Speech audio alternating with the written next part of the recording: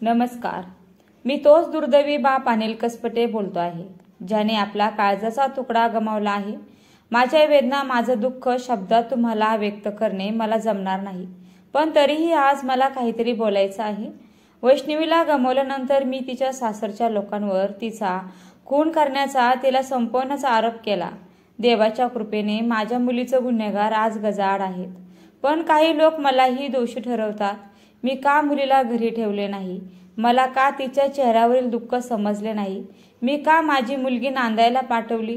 यामागील कारण आज तुम्हाला स्पष्ट करायचं आहे. हो, मी तोच दुर्दैवी बाप ज्याने मुलीच्या मृतदेहाला अग्नी दिला. मित्रांनो, माझी मुलगी वैष्णवी कॉलेजला असतानाच त्या मुलाच्या प्रेमात पडली आणि त्याची कल्पना मला नव्हती. शशांक हगवणे हा माझ्या मुलीचा प्रियकर आणि गेले 1-2 वर्ष त्यांचे प्रेम प्रकरण सुरू होते. माझी मुलगी त्या मुलासाठी पूर्णपणे वेडी झाली होती. मला बाहेरूनच माझ्या मुलीबद्दल आणि शशांकबद्दल समजलं. माझ्या मुलीनेही लग्नाचा विषय काढल्यानंतर मला शशांकबद्दल माहिती दिली. मी शशांक हगवणे या मुलाची चौकशी केली. राजकारणी कुटुंब होतं, श्रीमंत, मोठी माणसं. आपल्याला हे पेलणारं नाही. आपण आपली मुलगी इथे द्यायची नाही.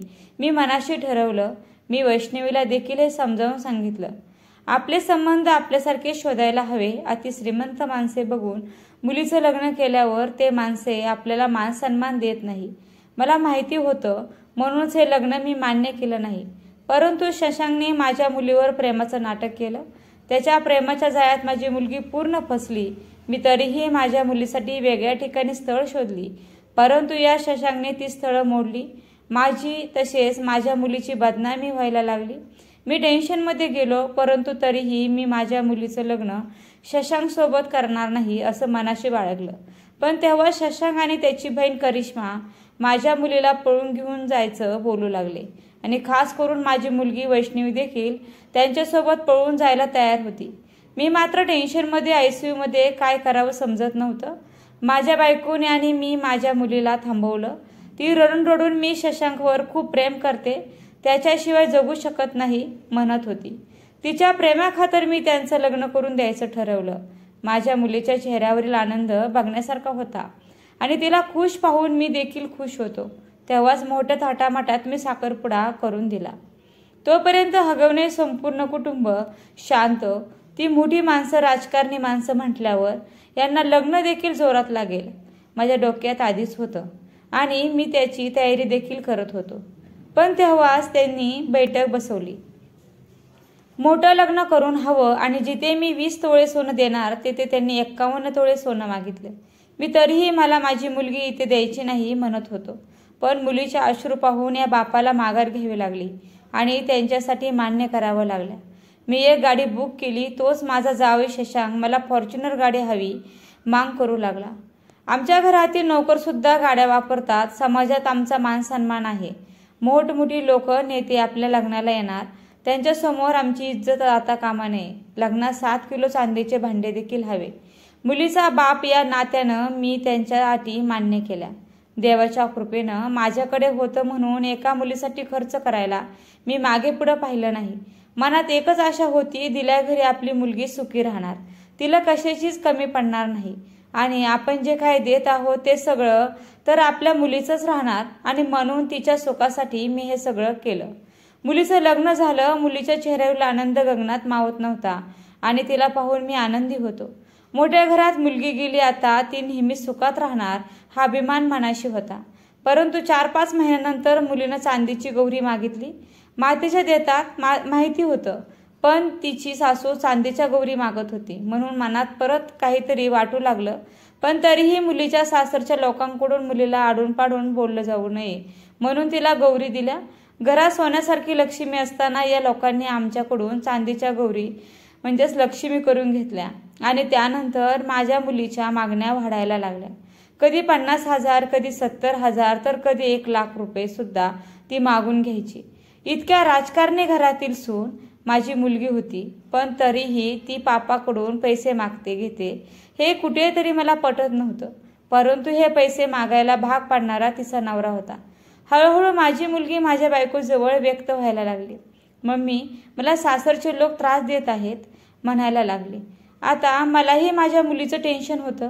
घरात लाडाकोडात वाढली होती, कामाची जास्त सवय नव्हती आणि सासरच्या घरीही तिला आरामात जीवन जगायला मिळेल हीच आशा होती. परंतु तेव्हाच माझ्या मुलीच्या मोठ्या जावेसोबत तिच्या सासरच्या लोकांची भांडण झाली. वैष्णवीच्या जावेला मारलं गेलं का? मारलं, कशासाठी मारलं हे आमच्या कानावर आलं नव्हतं. परंतु त्यांच्यावर मयुरीने केस केली आणि तेव्हा ते 4-5 दिवस फरार होते. मयुरीसोबत हे घडताना बघितल्यानंतर मी माझ्या मुलीला समजावलं, बेटा वैष्णवी, ही लोक मोठी आहेत. मयुरीसोबत जे घडत आहे ते तुझ्यासोबत घडू नये म्हणून तू यांच्या तोंडाला लागत जाऊ नको. जे काय बोलत आहे ते ऐकून घे. काही चुकलं तर माफी मागत जा. सगळ्यांसोबत प्रेमाने वागत जा. वैष्णवी देखील हो म्हणायची, पण तिलाही मयुरीसारखा त्रास होत आहे हे तिने कधीच आम्हाला सांगितलं नाही. तिला मारलं जात होतं हेही तिने आम्हाला सांगितलं नाही, कारण तिनं तिच्या मर्जीने प्रेमविवाह केला होता. आम्ही सगळे नको म्हणत असतानाही तिने शशांक तिचा जीवनसाथी म्हणून निवडला होता आणि त्यामुळे आपल्या वडिलांना त्रास नको. त्यांना सांगितलं तर त्यांना टेन्शन येईल, दुःख होईल म्हणून ती शांत राहिली. परंतु एक दिवस अचानक दुपारी आमच्या मुलीने औषध पिलं असा फोन आला. माझी मुलगी गरोदर होती आणि नवऱ्याने तिच्यावर संशय घेतला होता. चारित्र्यावर संशय घेतल्यामुळे तिला हे सहन झालं नाही आणि तिने स्वतःला संपवण्याचा निर्णय घेतला. परंतु तेव्हाच घरात कुटुंब उद्ध्वस्त करणारी तिची 32 वर्षाची नणंद आणि तिचा नवरा तिला हॉस्पिटलमध्ये घेऊन आले. देवाच्या कृपेने माझी मुलगी तेव्हा वाचली आणि बाळही. त्या दिवशी शशांक आणि त्याची बहीण मला म्हणाल्या, तुमची मुलगी आम्हाला नांदवायची नाही, तिला आमच्याकडे ठेवायचं नाही, तुमच्याकडेच ठेवा. हे असं विष पिऊन घेणं चांगलं असतं का? काही झालं असतं तर इतकं बोलून ते निघून गेले आणि परत 4-5 दिवस माझ्या मुलीची विचारपूस सुद्धा करायला आले नाही. माझी मुलगी गरोदर होती, तिच्या पोटात शशांकचं बाळ होतं आणि अशा वेळी तिला आपल्याकडे ठेवणं मला योग्य वाटलं नाही. मुलीचा हसता खेळता संसार उद्ध्वस्त करणं मी योग्य समजला नाही. आपल्या मुलीनेच विष पिऊन चुकी केली, तिने असं करायला नको होतं असा विचार करत मी माझ्या वैष्णवीलाच समजून सांगितलं, तुला बाळ होणार आहे, बाळ झाल्यानंतर नवऱ्यात बदल होणार, सासू सासरे जीव लावणार आणि नंदेचं तर लग्न होऊन जाणार. त्यामुळे कसलाही विचार न करता परत तुझा संसार चांगला सुरू कर. माझ्या मुलीनं माझं ऐकलं आणि त्या दिवशी मीच माझी मुलगी मृत्यूच्या दारात परत सोडली आणि हीच माझी सगळ्यात मोठी चूक झाली. मयुरी तेव्हा तिच्या नवऱ्यासोबत सेपरेट राहत होती. मी माझ्या मुलीला त्यांच्या घरी घेऊन गेल्यानंतर तिला माफी करा, तिला स्वीकारा, परत तिच्याकडून अशी चूक होणार नाही त्यांना सांगितलं, कारण आपल्याच मुलीची बाजू आहे. छोट्या मोठ्या गोष्टीवरून संसार तोडणे मला पटत नाही. त्यांची सगळ्यांच्या पाया पकडून मी माफी मागितल्यानंतर त्यांनी वैष्णवीला घरात ठेवून घेतलं. परंतु तरीही वैष्णवीवर अत्याचार होतच होते. तिला नणंद तसे सासूकडून मारलं जात होतं आणि नवरा शशांक नेहमीच तिला बाहेरून काही ना काही आणायला सांगत. कधी महागडे घड्याळ, कधी महागडा फोन, कधी गाडी, तर कधी काही. आणि वैष्णवी सुद्धा घाबरूनच त्यांचं सगळं काही ऐकत आणि आमच्यापासून काही गोष्टी लपवत. सगळं काही ठीक चालू आहे असं आम्हाला सांगत आणि त्यामुळे आम्ही मुलीसाठी आमच्याकडून होईल तितकं करू लागलो. तिचा संसार सुखात व्हावा असाच आमचा प्रयत्न होता. माझ्या मुलीने एका मुलाला जन्म दिला. सगळ्यांना आनंद झाला. तेव्हा मी त्यांचा ऐकून मोठमोठी कार्यक्रम आयोजित केले. पण या लोकांनी मयुरी आणि तिचा नवरा यांना बाळाला भेटायला मनाई केली आणि त्याचा आरोप आमच्यावर लावला. त्यांच्या घरातील प्रॉब्लेम आमच्यापर्यंत पोहोचवले नव्हते. मुलीला काही विचारलं तर तिलाही मयुरी आणि तिच्या नवऱ्याबद्दल जास्त काहीच माहिती नसायची, कारण घरातील करता धरता करिश्मा हगवणे ही सगळ्यांची सूत्रधार होती. ती जे म्हणेल तेच त्यांच्या घरात व्हायचं.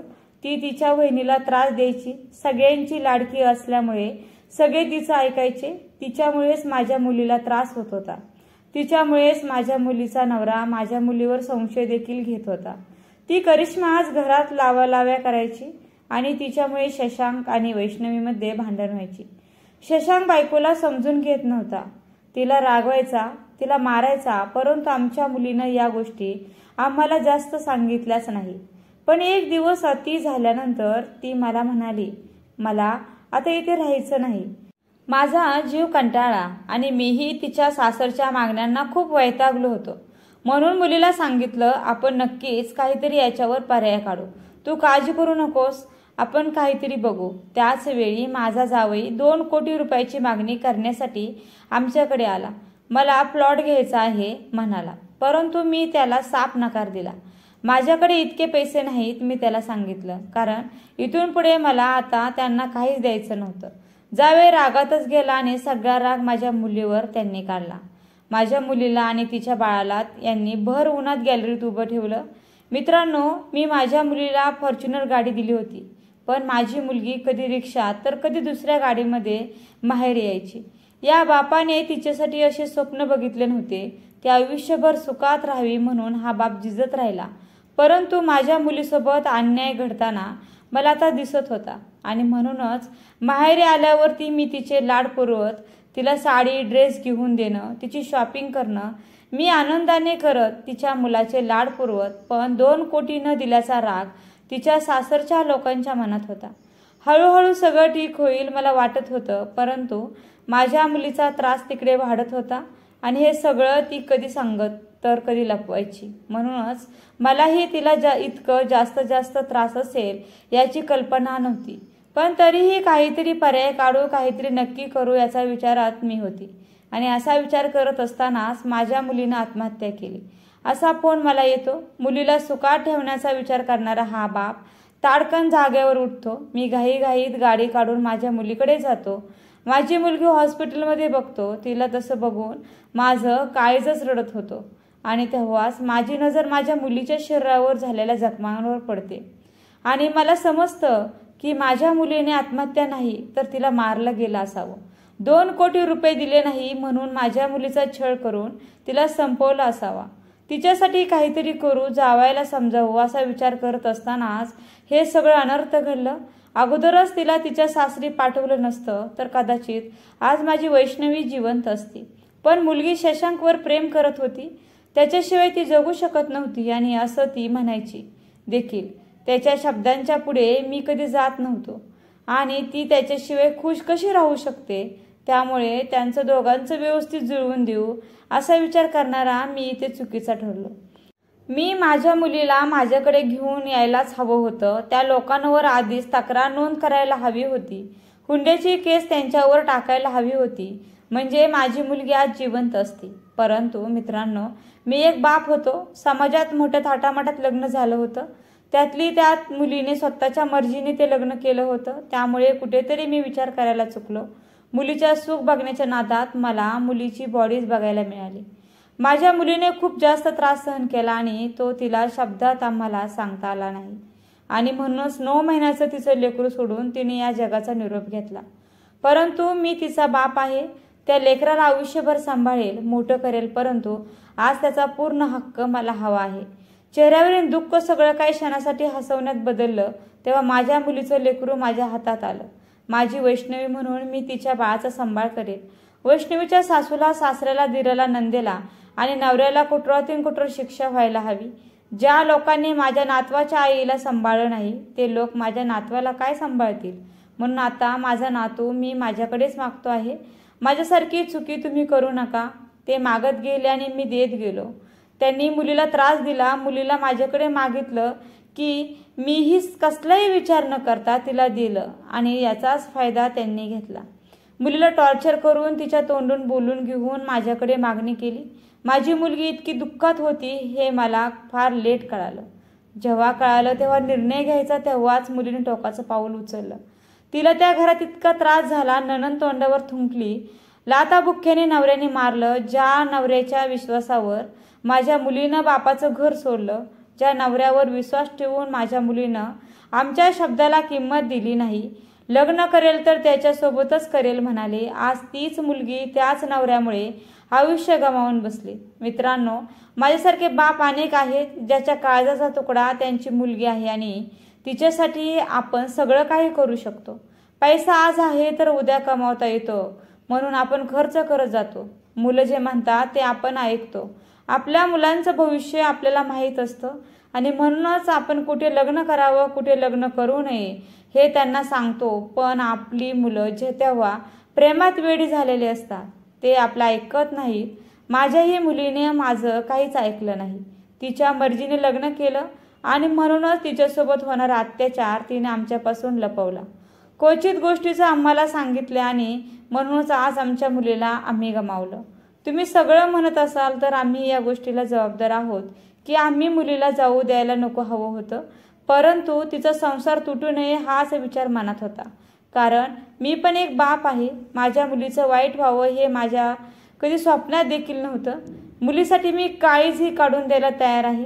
आज माझी मुलगी तर मी गमावली, पण तिच्या गुन्हेगारांना शिक्षा मिळत नाही तोपर्यंत शेवटच्या श्वासापर्यंत मी लढेल. तिच्या मुलाला सांभाळ करेल. खरं तर मित्रांनो, मुलीच्या अंगावर सोनं नाणं दिसलं म्हणजे ती मुलगी खूप जास्त खुश आहे असं नसतं. अंगावरील दागिने गहाण ठेवणारी मुलगी सुद्धा खुश असू शकते. आज मी माझ्या मुलीला गमावून एक शिकलो. माझ्या परिस्थितीत प्रमाणे मुलीसाठी लग्नाचं स्थळ शोधलं पाहिजे.